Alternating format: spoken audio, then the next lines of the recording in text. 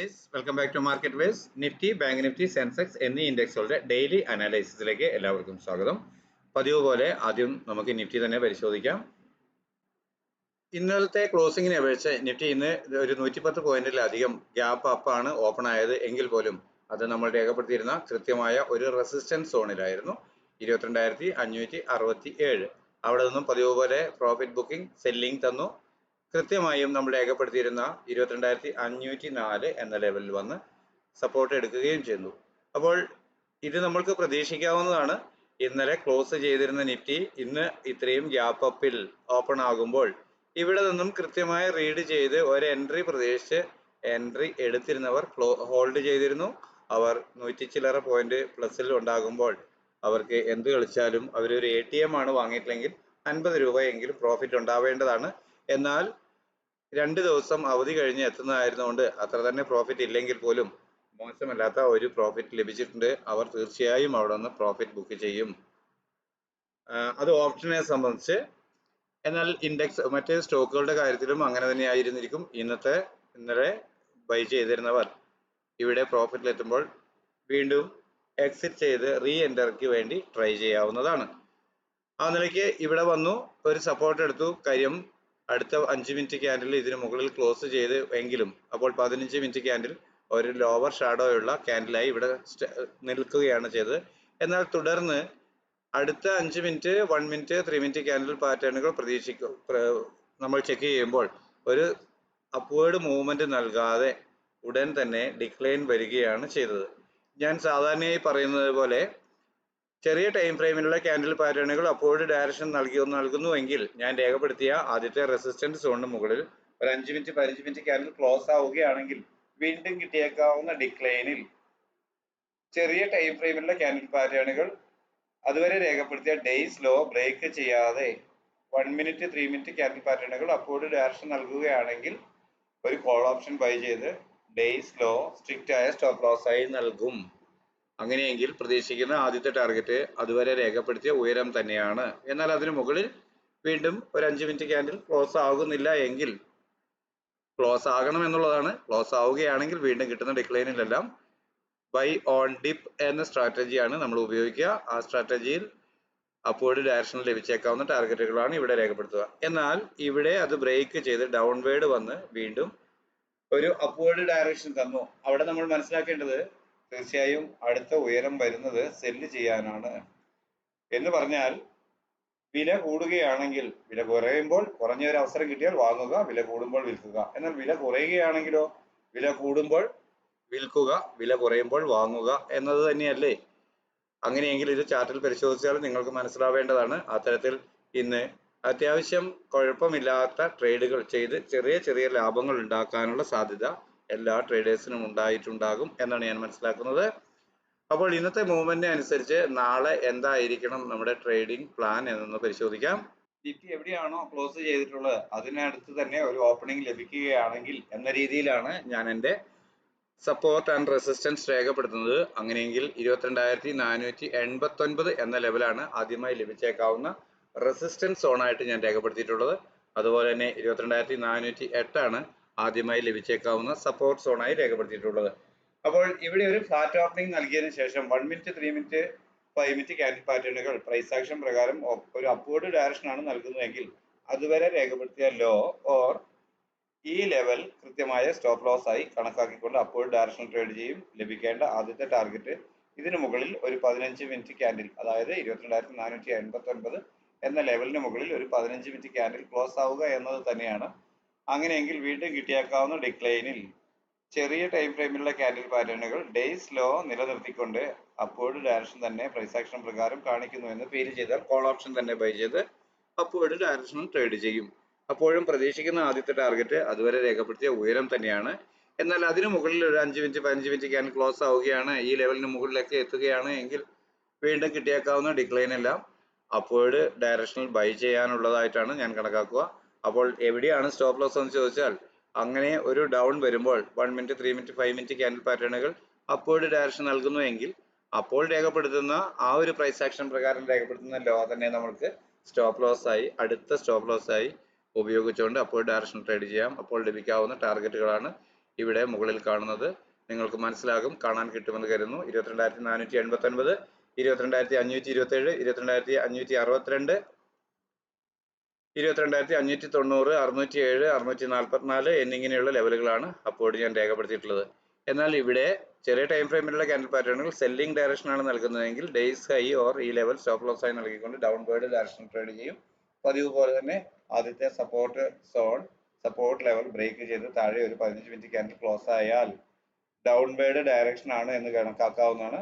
അങ്ങനെയെങ്കിൽ വീണ്ടും കിട്ടിയേക്കാവുന്ന ഒരു അപ്പ് മൂവിൽ ചെറിയ ടൈം ഫ്രെയിമിലുള്ള ക്യാൻഡിൽ പാറ്റേണുകൾ സെല്ലിംഗ് ഡയറക്ഷൻ തന്നെ നൽകുന്നുവെങ്കിൽ ഡൗൺവേർഡ് ഡയറക്ഷൻ തന്നെ ട്രേഡ് ചെയ്യും. ലഭിക്കേണ്ട ആദ്യത്തെ ടാർഗറ്റ് അതുവരെ രേഖപ്പെടുത്തിയ ലോ ആണ്. എന്നാൽ അതിന് താഴെ വീണ്ടും ക്ലോസ് ആവുകയാണ്, കുറച്ചും കൂടെ കൂടുതൽ ലോ തരികയാണ് എങ്കിൽ ഡിക്ലൈൻ ആയിരിക്കാം പ്രൈസ് എന്ന് കണക്കാക്കും. അപ്പോൾ ഡൗൺവേർഡ് ഡയറക്ഷൻ ട്രേഡ് ചെയ്യും. അങ്ങനെയെങ്കിൽ ലഭിക്കാവുന്ന ടാർഗറ്റുകളാണ് ഇവിടെ രേഖപ്പെടുത്തിയിരിക്കുന്നവ. കാണാമെന്ന് കരുതുന്നു. 22,380, 347, 305, 256 എന്നിങ്ങനെയുള്ള ലെവലുകളാണ് ഇവിടെ രേഖപ്പെടുത്തിയിട്ടുള്ളത്. എന്നാൽ 22,180 അല്പം സ്ട്രോങ് ആയ സപ്പോർട്ടായി കണക്കാക്കുന്നു. ഇതാണ് നിഫ്റ്റിയിലുള്ള എൻ്റെ നാളത്തേക്കുള്ള ട്രേഡിംഗ് പ്ലാൻ. അടുത്തതായി ബാങ്ക് നിഫ്റ്റിയിൽ എന്താണ് നാളത്തെ ട്രേഡിംഗ് പ്ലാൻ ലെവലുകൾ എന്നൊന്ന് പരിശോധിച്ച് നോക്കാം. 49,015 എന്ന ലെവലാണ് ഞാൻ ആദ്യമായി ലഭിച്ചേക്കാവുന്ന റെസിസ്റ്റൻസ് സോണായി ബാങ്ക് നിഫ്റ്റിയിൽ രേഖപ്പെടുത്തിയിട്ടുള്ളത്. അതുപോലെ തന്നെ 48,779 എന്ന ലെവലാണ് ആദ്യത്തെ സപ്പോർട്ട് സോണും. അപ്പോൾ ഈ ഏരിയയിൽ ഒരു ഫ്ലാറ്റ് ഓപ്പണിംഗ് നൽകുകയാണെങ്കിൽ ഒരു 15 മിനിറ്റ് ക്യാൻഡിൽ പാറ്റേണുകൾ അപ്വേർഡ് ഡയറക്ഷൻ ആണ് പ്രൈസ് ആക്ഷൻ പ്രകാരം നൽകുന്നതെങ്കിൽ ഡേയ്സ് ലോ സ്റ്റോപ്പ് ലോസ് ആയി കണക്കാക്കി അപ്വേർഡ് ഡയറക്ഷൻ ട്രേഡ് ചെയ്യും. പ്രതീക്ഷിക്കുന്ന ആദ്യത്തെ ടാർഗറ്റ് 49,015 മുകളിൽ ഒരു ക്യാൻഡിൽ ക്ലോസ് ആവുക എന്നുള്ളതാണ്. അങ്ങനെയെങ്കിൽ വീണ്ടും കിട്ടിയേക്കാവുന്ന ഡിക്ലൈനിൽ ഡേയ്സ് ലോ നിലനിർത്തിക്കൊണ്ട് 1 മിനിറ്റ്, 3 മിനിറ്റ്, 5 മിനിറ്റ് ക്യാൻഡിൽ പാറ്റേണുകൾ പ്രൈസ് ആക്ഷൻ പ്രകാരം അപ്വേർഡ് തന്നെ മൂവ് ചെയ്യുന്നു എന്ന് ഫീൽ ചെയ്താൽ ഒരു കോൾ ഓപ്ഷൻ തന്നെ വാങ്ങി ഡേയ്സ് ലോ സ്ട്രിക്റ്റ് ആയ സ്റ്റോപ്പ് ലോസ് ആയി കണക്കാക്കിക്കൊണ്ട് അപ്വേർഡ് ഡയറക്ഷൻ ട്രേഡ് ചെയ്യും. അതുവരെ രേഖപ്പെടുത്തിയ ഉയരമാണ് പ്രതീക്ഷിക്കുന്ന ടാർഗറ്റ് എങ്കിലും അതിന് മുകളിൽ വീണ്ടും ഒരു 15 മിനിറ്റ് ക്യാൻഡിൽ ക്ലോസ് ആവുകയാണ്. അങ്ങനെയെങ്കിൽ ആ ഫ്ലോ 49,261 മുകളിൽ വന്ന് ക്ലോസ് ആവുന്ന ഒരു 5 മിനിറ്റ് അല്ലെങ്കിൽ ഒരു 15 മിനിറ്റ് ക്യാൻഡിൽ ക്ലോസ് ആയാൽ പ്രൈസ് അപ്വേർഡ് ഡയറക്ഷൻ സഞ്ചരിച്ചേക്കാം എന്നാണ് ഞാൻ കണക്കാക്കുക. അങ്ങനെയെങ്കിൽ തുടർന്ന് ലഭിക്കാവുന്ന ടാർഗറ്റുകളാണ് മുകളിൽ രേഖപ്പെടുത്തിയ 49,370, 49,528, 49,605, 49,780 എന്നിങ്ങനെ മുകളിൽ കാണുന്നവ.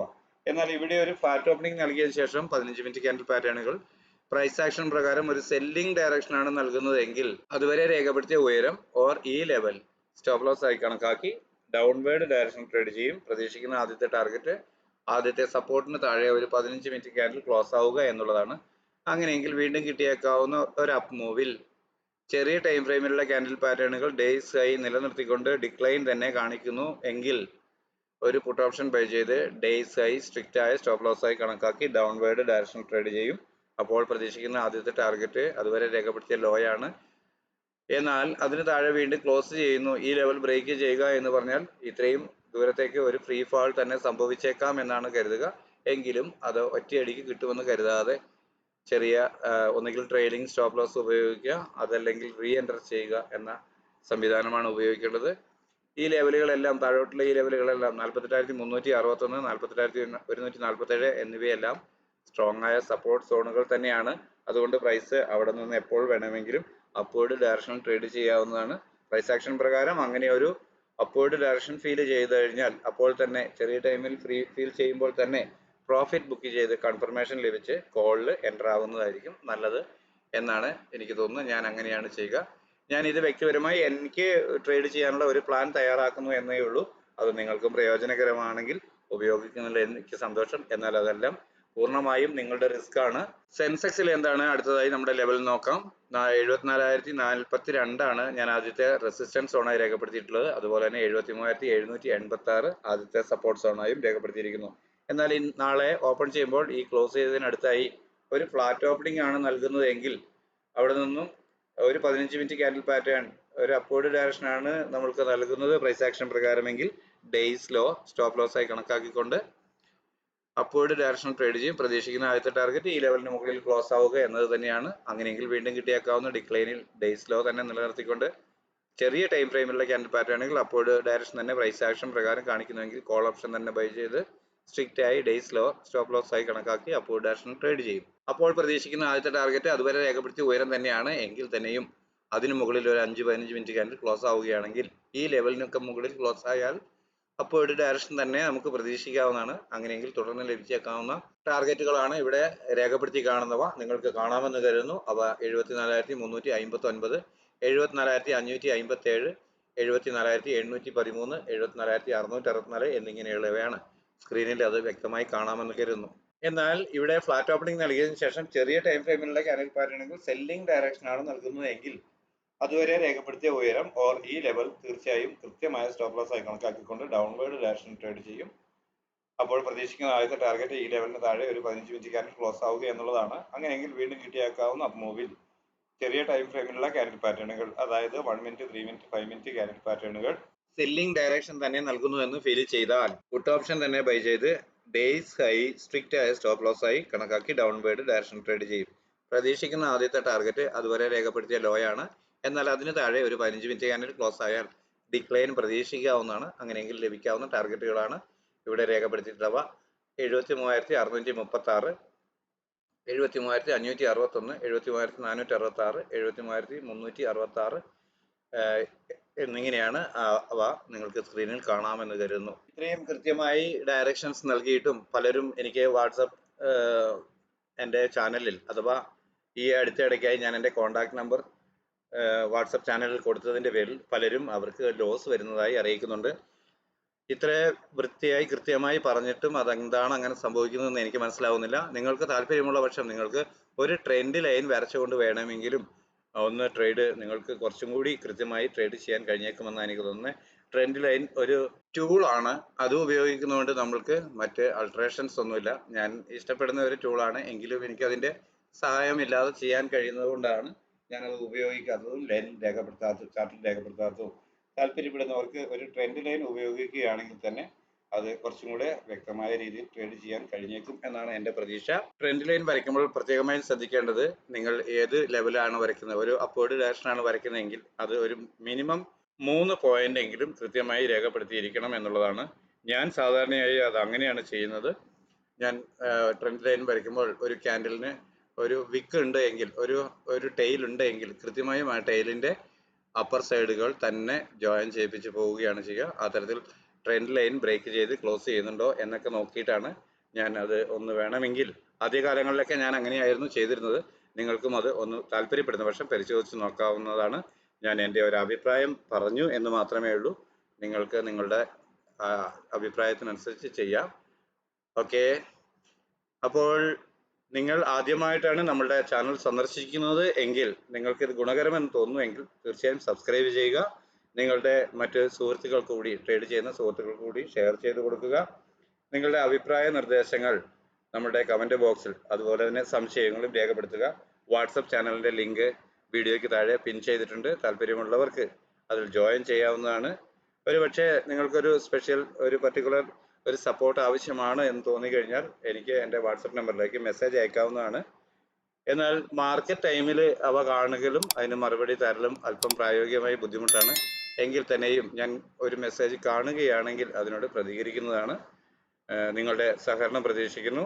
നാളെ എല്ലാവർക്കും ഒരു നല്ല ട്രേഡിംഗ് അവസരങ്ങൾ ലഭിക്കട്ടെ, നല്ല ലാഭം ഉണ്ടാകട്ടെ എന്ന് ആശംസിച്ചുകൊണ്ട് തൽക്കാലം നിർത്തുന്നു. Thank you.